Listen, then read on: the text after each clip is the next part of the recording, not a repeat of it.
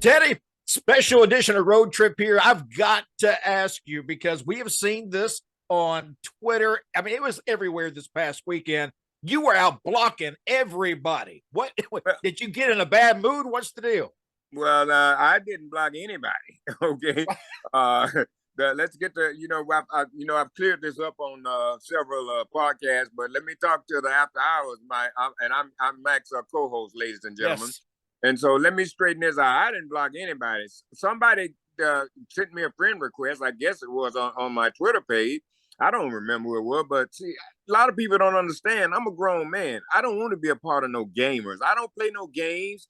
And a lot of these kids will come on, send me requests. A lot of them are using foul language, and some I've got requests using the N word. So that kind of stuff I don't deal with. I block it. And the other thing too, my Facebook and my Twitter are basically, for business, to Yes. let people know where my appearances are and where I'm gonna be and that type of thing. I have a few friends on Facebook, but that ain't what my Facebook is all about. And number two, that is my account. I have the right to block anybody that I don't want to be bothered with. So why are you going to get mad at me for blocking you because I don't want to be bothered with you? I don't know you and you don't know me, and you going to hack my shit. Unbelievable, brother.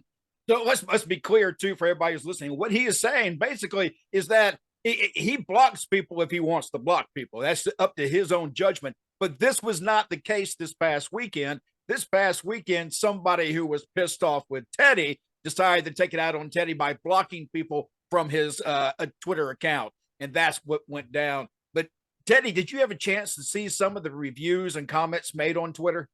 Well, yeah, I got a chance to see some of them, and I also heard I was trending, and so that's why I said whoever blocked me, man or woman, they helped me because that's like I've been trending, and brother, I'm just excited about that. So I'm Well, just saying, I have been blocked before. I had somebody block me. I didn't go crazy and hack their stuff. I was on Instagram one time, Mac. I'm not on there now, and I guess I blocked somebody on Instagram.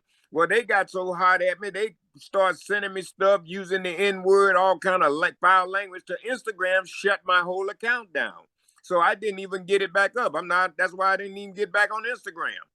it's funny because the night that it was going on, I think it was a Saturday night when all this started.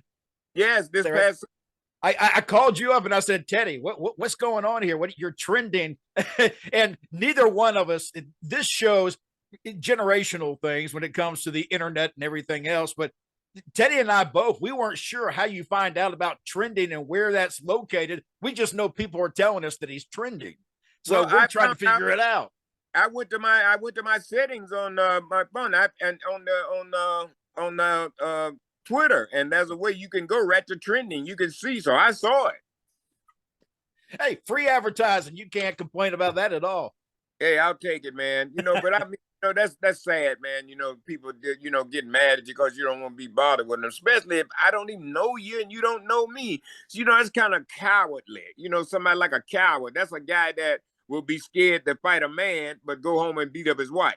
Well, speaking of which, let's talk about somebody that kind of fits that outline there. Maxwell Jacob Friedman, MJF from AEW, one of their top stars in the company. He's not liked by a lot of people, but he is a top star. And he said, Teddy didn't block me. I blocked Teddy. Yeah. So So now you've been blocked by MJF. So, see what I'm telling you? All right. but on the other side, though, Jade Cargill.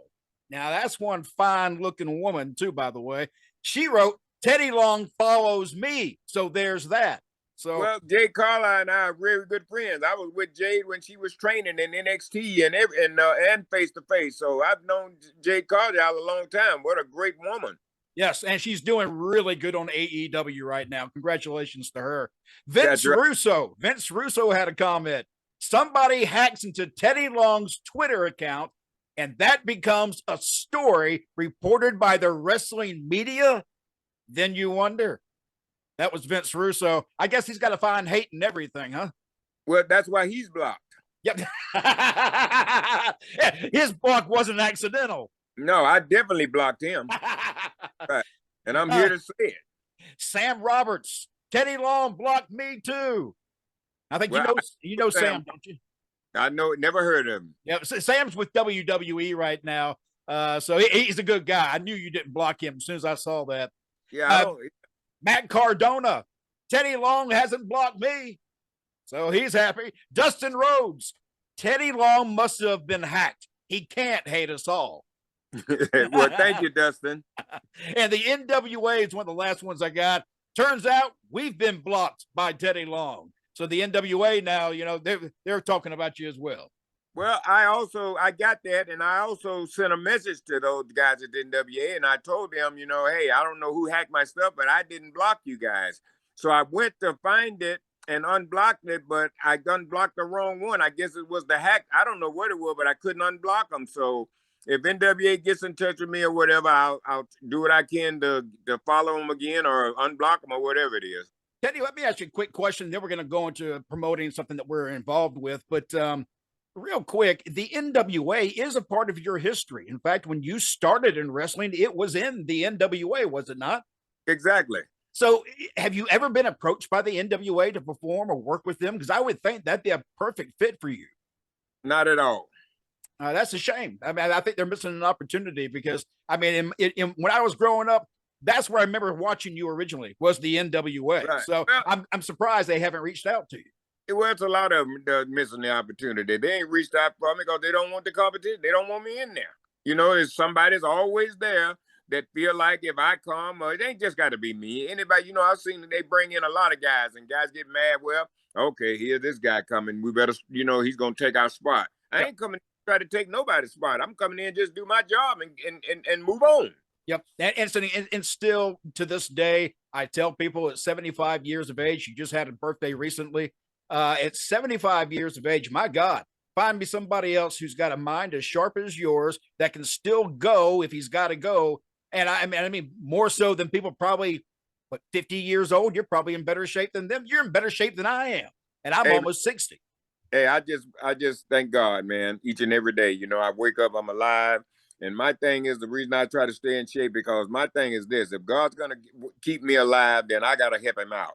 And the way that I help him out is by getting in that gym and training and eating right and looking out, taking care of my blood pressure, cholesterol, all these elements that you get when you become a certain age. You start having problems. I haven't had any of those problems. So, and I thank God that's why I'm taking care of myself. So I do understand what it means to be alive. And with what I do, I may get a call at any time. So I have to be ready. Ain't nobody finna be worried with me on their TV. I'm standing up there weighing 350 pounds. Jesus Christ. I wouldn't want to look at myself. I heard you mention that on Busted Open that Vince didn't like guys gaining weight and you felt like you let him down and yourself down when you put on that weight. Yeah, I did. Well, I had been on the road so long, man, over 20 some years, man. And I was just burnt out. And so I think it was a good thing because I put on the weight. I got stressed, riding and traveling out, and so I think that happened for good because when I did come off the road, I went and got my blood pressure checked, brother. I was like in the 200s. I was on stroke. I was at stroke level. So that's how God blessed me to come off that road, come home, get myself straightened out. And then after I got my blood pressure back down, I never did quit training. I trained every day while I was on the road. But I think that's the only reason kept me going as long as I did because I stayed in the gym. Yeah, the hardest part, I would think, be mentally on the road. That's got to be even harder than it is physically. The mental aspect of going up and down the road has got to be a big toll. Well, yeah, man, it was rough, man. Like I said, you drive, you leave Raw at maybe midnight one night. You got to drive to the next town. You get in that town maybe 3 or 4 in the morning. Then you got to wind down, so you may go to sleep about 4 or 5, and then you wake up about 10 trying to get. Well, this was my schedule. If I went to bed 3 or 4 o'clock, I'd wake up about 10 o'clock, and so I could get up and go to a gym, work out, get the stress off of me, then come back, shower up, then go to TV. I had to be there at 2 o'clock. So now I'm there from 2 until close time. So that's a lot of stress, man. So I had to stay in shape to keep going. Teddy, let's talk about an event that's coming up on October 22nd. We're going to be at the Superstars Fan Fest. Should be a lot of fun. Oh, yeah, man. In Rome, Georgia. I'm looking forward to that. I've had a chance to be at a couple of those. And I was scheduled to be at the last one, but the COVID came through, so that's how that happened. But thank God that I'm hooked up with you as your co-host with After Hours, and so I'm going to be there for a big meet and greet, signing autographs, and then also we'll be at the table, you and I, doing our After Hours show, and we're going to be talking to some of the talent that is on hand there. And we'll also be talking to a lot of the fans there. We're going to try and see if we can do a Q&A, and we'll be live. I'm sure you will on Facebook and Twitter, wherever we need to be. And so we're going to have a great time. And we want everybody to, look out for us, because this is our second show that we're kicking off with, Mac. And we certainly, need everybody's support. We do. And as a matter of fact, merchandise will be available. Some of our T-shirts, which unfortunately I don't have with me right now, but our T-shirts, which were really good, full color, front and back. They'll be available at Superstars Fan Fest. Just to let you know, some of the stars that'll be there, Big Sexy Kevin Nash will be on hand, former NWO member. Also, we've got, the Rock and Roll Express will be there, which is always a big hit with the fans. And yes. Brutus the Barber Beefcake, Scott Armstrong, Buff Bagwell, Baby Doll. I'm trying to say Melina, not Melina, Melina. What was Gold Dust's wife's name? Terry Runnels, but what did she go by name-wise? Was it Melina or something like that? I don't remember. I can't either for the life of me. But another beautiful woman. She'll be there for all part of this. It's really a great event. I was there last year. It's my first time there in all those years. And I had a really good time. I was surprised by the turnout. I know we have a big turnout planned for this particular event. So we hope you make plans and come by and see us at Superstars Fan Fest. All right, no problem, man. Thank you guys so much. And thank you, Mac, and players. We will be there. That's October 22nd, right? That's October 22nd. Be there. And if you don't hear from us, it's probably because Teddy blocked you. Exactly.